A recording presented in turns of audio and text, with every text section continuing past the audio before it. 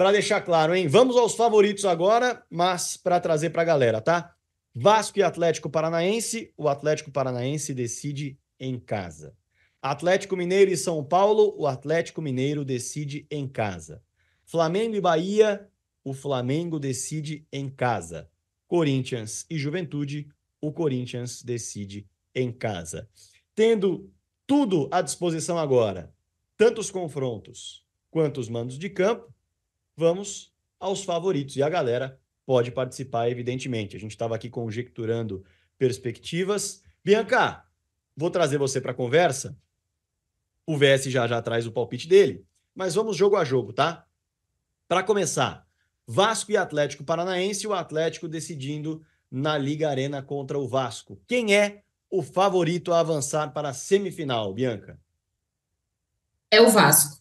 Para mim, é o Vasco, mesmo decidindo fora de casa. Acho que é uma grande perda para o Vasco, né? Uma das torcidas que a gente sabe que mais ajuda a mudar as histórias dentro de jogo. Talvez seja um diferencial para a primeira partida, né? Para o jogo de ida. Acho que pelo contexto, pelas contratações feitas, pelo a parte anímica, né? De ser uma temporada realmente de reconstrução depois de ter tomado um susto no ano passado, para mim, o Vasco, mas acho que vai ser uma briga muito boa, sem querer ficar em cima do muro, porque é sempre bom trazer que o Atlético Paranaense, além de saber jogar Copas, né, ser um dos times mais vitoriosos aqui do Brasil nas últimas temporadas, tem 3 competições de Copas, vive o seu ano de centenário e vai estar ao lado do seu torcedor. Mas eu acho, hoje, se eu tivesse que apostar num favorito, seria o Vasco. Olha, e assim, a gente está falando de ano de centenário do Atlético Paranaense, o Martim Varini, que é um jovem técnico no comando. Tem o Belgrano pela frente na Copa Sul-Americana. Vou te falar um negócio: se cair para o Belgrano, a pressão que o Atlético vai entrar para esse jogo, Vitor Sérgio Rodrigues, não vai ser fácil. O teu favorito, porque a galera já votou, tá? Para a galera, 50% a 50 a 49? Tem um número errado aí, ô, Túlio. Tá faltando 1% nessa brincadeira, tá? É, Aquele YouTube 1% maluco. vagabundo. Bom, tá bom. Deu Atlético aqui, tá? Deu Atlético à frente, mas no empate técnico. A realidade é que a enquete muretou, tá bom? Então, VSR, me diz uma coisa: você não vai muretar. Quem é o favorito? Vasco ou Atlético Paranaense? Eu acho bem equilibrado, mas eu acho que vou junto com a nossa Bianca Molina. Se tivesse que escolher um aqui, eu escolheria o Vasco. Acho que, mesmo decidindo fora de casa, acho que é um time com qualidade técnica e acho que é um time que, nesse momento, está mais organizado, né? Está mais competitivo do que o Furacão. O Furacão está muito desorganizado nesse momento. Vai ter esse impacto de decidir a vaga na Copa Sul-Americana nessa semana, né? Acabou conseguindo virar o jogo para 2-1, mas vai enfrentar um Belgrano motivado, empolgado. Eu iria de Vasco também. Vou falar, tá? Belgrano, muita gente, não, time pequeno. Belgrano vem de 5 vitórias e um empate em casa. Bicho é complicado quando joga lá na Argentina.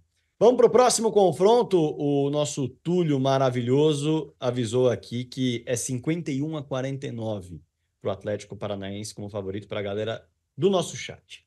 Atlético Mineiro e São Paulo. Lembrando que o Galo decide na Arena MRV. Vou começar com você, Bianca, já que o Vitor Sérgio trouxe o palpite do último confronto. Agora, quem é o favorito? Tô indo contra a maré nesse aspecto do decidir em casa, né? Ainda que o São Paulo vá decidir fora de casa e não vá contar com uma das suas grandes forças aí nas últimas temporadas, né? Porque a torcida tem feito grandes shows, bonitas festas no Morumbi, ainda assim, pelo momento, pelo que tem feito no ano, e pelo trabalho dos Beldia, eu acho que o São Paulo é o favorito nesse confronto. Alô, Vitor Sérgio. Quero saber a sua opinião e a galera do chat também votando por aí. Eu vou junto com a Bibi também. Acho que o time do São Paulo tem conseguido virar a chave ali para um nível de competição que a gente precisa nesse mata-mata, né? Que a gente precisa ver. É, Acho que o Atlético tem sentido cada vez mais a falta do Hulk, né? Os confrontos são já na outra semana, né? Os confrontos já começam já semana que vem. Então o Atlético acho que tem sentido bizonhamente, assim, bizarramente a ausência do Hulk. E acho que eu estou vendo uma mais solidez no trabalho do Zubeldia do que do Milito. Então, acho que dá São Paulo. Eu diria que o São Paulo focado, acho que dá São Paulo. E o chat tá com vocês. Aliás, com uma disparidade bem grande. Se Vasco e Atlético Paranaense foi 51-49 para o Furacão, no confronto entre São Paulo e Atlético Mineiro, São Paulo leva melhor com 61% dos votos contra 39% do Atlético Mineiro. Enquete com mais de Quanto? 3 Deu uma mil. picotada aqui. 61-39. Tá. 61-39. Beleza. 61-39. Quero saber de Flamengo e Bahia, o confronto que mais chamou a atenção. Agora, já que nós mudamos de lado na chave, eu vou mudar de lado também e vou começar com Vitor Sérgio Rodrigues nessa. VS, Flamengo e Bahia, o Flamengo decide em casa o confronto. Quem é o favorito? Então, cara, eu tô bem na dúvida, porque agora que eu lembrei aqui que assim, o Flamengo vai jogar sem Pedro e provavelmente sem Arrascaeta, né? Então, assim, Vamos ver como é que vai estar o De La Cruz, né? Que também, cara, uma assim, vez pediu desculpas por não jogar. Enfim, a situação tá bem complicada. então, eu não sei o nível de desfalque que o Flamengo vai ter, porque ele vai jogar sem Pedro, sem Gabigol e provavelmente sem Arrascaeta. Arrascaeta não sei como é que tá aí, mas então assim, acho que o Bahia nesse momento tá mais forte. Eu vou de que o Bahia é favorito, cara. Acho que o Flamengo sem Pedro Arrascaeta, acho que ele perde muito, vai ser um Bahia completamente focado nisso. O Bahia nunca chegou à semifinal da Copa do Brasil, né? Bahia tem a chance de fazer história, de fazer a sua melhor campanha na história da Copa do Brasil. Então, eu acho que nesse momento, eu até imaginava que era mais para frente, mas como já na semana que vem, eu acho que é complicado pro Flamengo aí. Eu acho que o Bahia, hoje, 20 de agosto, o Bahia é favorito. O Flamengo sem seu arco e sem suas flechas, né? Gabigol e Pedro as flechas, o arco Arrascaeta, essa é a perspectiva. Isso se não perder mais atletas, porque vem um confronto muito desgastante na Bolívia contra o Bolívar, enquanto o Bahia vai tendo o seu Bahia Prime à disposição. Tem muita gente que brinca dessa forma, com o meio-campo que mais deu alegrias à torcida, né? Com Cauli, com Jean Lucas, com Everton Ribeiro. E aí, Bianca Molina, quero saber de você. O Bahia é o favorito? A galera tá querendo aqui votar também no YouTube e você pode votar. Bianca, o seu voto. Eu acho que sim, eu concordo com o VS, acho que o Bahia é favorito, mesmo que a decisão vai ser no Rio, né? Isso. Isso. Decisão no Maracanã. Dependendo de como for o primeiro jogo, o Bahia pode levar, além de um resultado, um anímico diferente também, porque a gente sabe que a torcida do Flamengo ela tende a ter dificuldades a lidar com momentos negativos no jogo, né? Então, mesmo que o Maracanã tenha lá 68 mil pessoas, o Bahia pode, dependendo de como acontecerem as coisas na Arena Fonte Nova no primeiro jogo, ter isso sim como um ponto positivo. E fora isso que o Vest estava falando, né? São muitos desfalques, é um Flamengo que não tem também o Vinha mais pelo resto da temporada, o Cebolinha, né? Então, é um time que vem sofrendo bastante no aspecto físico, e já está aí. É bem isso que o VS falou. A gente não sabia se esses jogadores estariam prontos para a sequência de grandes competições, como Libertadores e Copa do Brasil, mas as quartas de final da Copa do Brasil já estão aí, já são na próxima semana, então o Tite vai ter muitos problemas e talvez seja a hora aí do Ceni mostrar que Bahia é esse, né? Que temporada é essa que faz o Bahia? Então, eu tô nessa. Eu acho que por todo esse contexto, dos pontos positivos que o Bahia tem por si só e dos negativos que o Flamengo tem, apesar de decidir ao lado do seu torcedor, eu acho que o Bahia tem um leve favoritismo, sim. Sem arcos e flechas, né? O Arrascaeta, o Cebolinha é mais uma flecha que se perde. Em relação à questão física também, o De La Cruz tem tido muita dificuldade de ter sequência. O Gerson, no último jogo, o Tite falou que precisava sacar porque ia estourar. Ele afirmou isso, realmente. Todos os arcos e flechas do Flamengo estão em momentos complicados da temporada.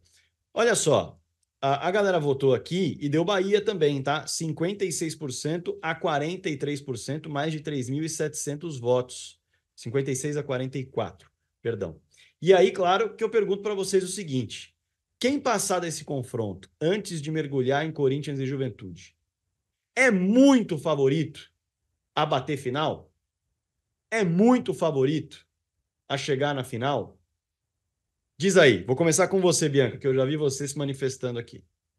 Eu acho que não, porque vamos lá, primeiro falando do Juventude, né? O Juventude tem até uma brincadeira que fala que ganhou o Campeonato Carioca, né? O Juventude venceu o Fluminense, venceu o Vasco, venceu o Botafogo, venceu o Flamengo. É uma temporada realmente acima da média. Talvez nessa paridade de forças que tem com o Corinthians, até pelo confronto mais recente ter sofrido, né? Teve um jogador a menos e tal, várias polêmicas, acabou não conseguindo vencer, mas talvez ali esteja a principal dificuldade, porque depois vai enfrentar um Flamengo ou um Bahia, já mostrou forças, mostrou futebol para vencer, especialmente em situações de mata-mata, né? Eliminou o Internacional com muito mais investimento, inclusive na última fase. Então, não acho que vai muito favorito, não. E em relação ao Corinthians, até pode haver um favoritismo um pouco maior, mas é aquilo que a gente estava falando. O Corinthians, por exemplo, acabou de vencer o Bahia, né? Foi uma das vitórias conquistadas agora desde o começo do trabalho do Ramon Dias fora de casa, então por que não levar a melhor numa situação de mata-mata? E contra um Flamengo, eu acho que a aura do negócio muda, né? São dois times que voltam a se enfrentar em situação de mata-mata, tem muito contexto de competição de torcida, né? De estádios lotados, de quem faz as festas mais bonitas, de ter o Tite lá do outro lado e ter a possibilidade de revanche. Então, assim, eu acho que eles são potenciais finalistas, Flamengo e Bahia, mas essa coisa do muito favorito, eu discordo. Até pelas lesões, talvez, VS. Agora, acaba caindo até num paradoxo, né? Isso, estou aqui na reflexão, não tenho uma resposta. A gente mencionou muito a questão das lesões, né? Falei dos arcos e flechas do Flamengo. Ao passo que, se sem esses caras o Flamengo conseguir superar um Bahia que está no seu prime, que está no seu grande momento, que está encaixado com o Rogério, será que de fato chega fragilizado, mesmo com as lesões? Pode ter gente já recuperada, né? Não aqueles que estão fora da temporada, enfim. São perguntas e reflexões, e eu quero saber de você.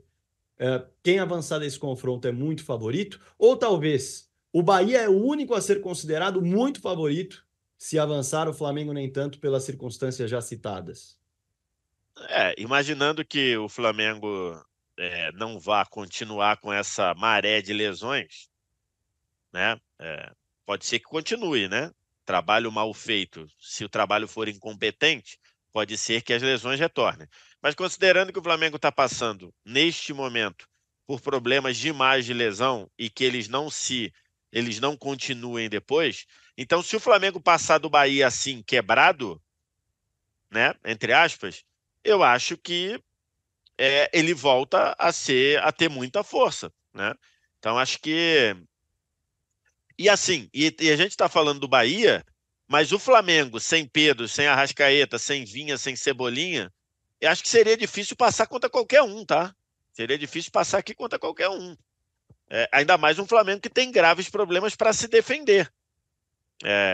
Os problemas que o Flamengo passou contra o Botafogo não foram porque tinham jogadores machucados.